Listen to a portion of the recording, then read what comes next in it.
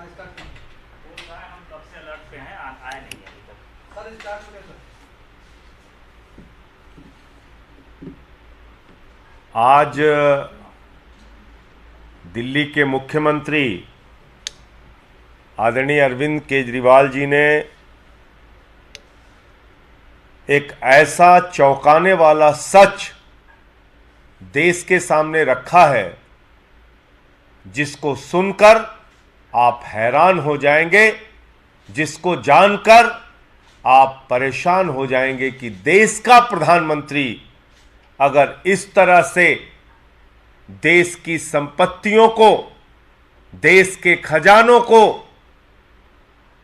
एक ही व्यक्ति के नाम पर नीलाम करने जा रहा है तो इसके पीछे उसकी मंशा क्या है।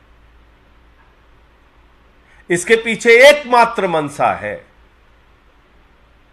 कि दरअसल ये जो अडानी का सारा घोटाला है, ये घोटाला नरेंद्र मोदी का घोटाला है। पैसा इस घोटाले में नरेंद्र मोदी का लगा हुआ है और दिल्ली के मुख्यमंत्री ने सिलसिलेवार एक एक करके एक एक घटना का उदाहरण दिया। किस तरह से श्रीलंका के अंदर बिजली का प्रोजेक्ट अडानी को दिलाया गया, वो प्रोजेक्ट अडानी को नहीं दिलाया गया, वो प्रोजेक्ट नरेंद्र मोदी जी को मिला, क्योंकि श्रीलंका की स्टैंडिंग कमेटी के सामने वहां अधिकारी ने जाके बताया, बिजली बोर्ड के चेयरमैन ने जाके बताया कि हमें तो राजपक्षे जी ने कहा मोदी जी का दबाव है, अडानी को दे दो ठेका। बांग्लादेश में बिजली का ठेका अडानी को दिलाया गया, वो ठेका नरेंद्र मोदी जी को मिला। देश के 6 एयरपोर्ट नियम बदल के अडानी को दिए गए, वो 6 एयरपोर्ट, उसके ऊपर कब्जा। देश के सारे एयरपोर्ट्स के ऊपर जो भी व्यापार है उस पर 30% कब्जा अडानी का है, यानी कि नरेंद्र मोदी जी का है। और एक परंपरा शुरू की देश के प्रधानमंत्री ने, कनपटी पे बंदूक लगाकर संपत्तियों को छीनने की परंपरा। कृष्णापट्टनम एयरपोर्ट, कृष्णापट्टनम सीपोर्ट, वो मिल गया अडानी को।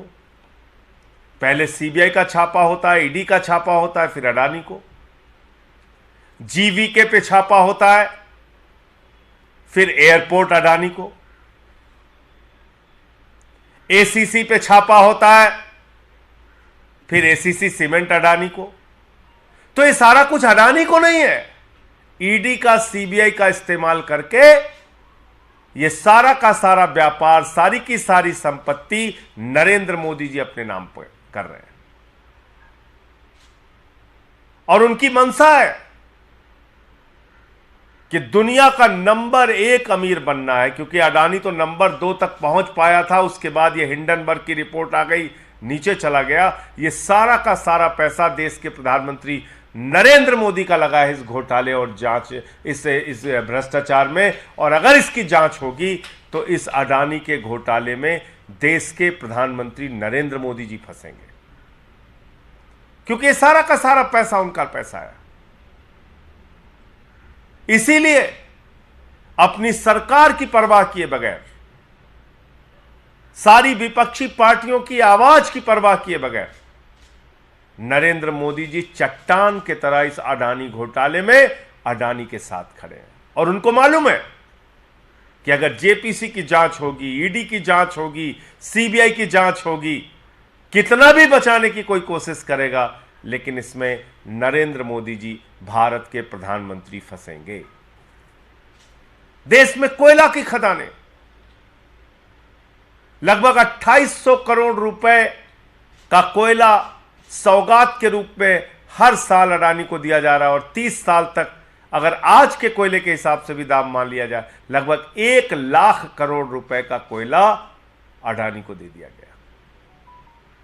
यह कोयला अडानी को नहीं दिया गया, ये भारत के प्रधानमंत्री नरेंद्र मोदी को दिया गया है। तो अब इस देश के लोगों को सोचना होगा, जो बात आज दिल्ली के मुख्यमंत्री ने की, अरविंद केजरीवाल जी ने की, कि आकाश से लेकर पाताल तक नरेंद्र मोदी जी सब कुछ अडानी को क्यों दे रहे हैं? 2.5 लाख करोड़ रुपए का बैंक का लोन अडानी को क्यों दे रहे हैं? 86,000 करोड़ रुपए का अडानी का बैंकों का कर्जा मोदी जी क्यों माफ कर रहे हैं? क्योंकि दरअसल ये सारा का सारा फायदा और पैसा नरेंद्र मोदी जी को मिलेगा, भारत के प्रधानमंत्री का पैसा है। और यह जो खुलासा आज दिल्ली के मुख्यमंत्री और आम आदमी पार्टी के नेता अरविंद केजरीवाल जी ने किया है, इसके बाद भारतीय जनता पार्टी बौखला गई है। मैं सुन रहा था अभी बीजेपी के प्रवक्ता को, संबित पात्रा को, वो परेशान है, दुनिया भर के आरोप लगा रहे हैं। अरे भाई, इन बातों का जवाब दो कि इतने बड़े बड़े घोटाले हुए, अब तक जेपीसी की जांच क्यों नहीं शुरू हो रही है? इसलिए नहीं शुरू हो रही है कि भारतीय जनता पार्टी के नेता और देश के प्रधानमंत्री नरेंद्र मोदी जी इसमें सीधे फंसेंगे।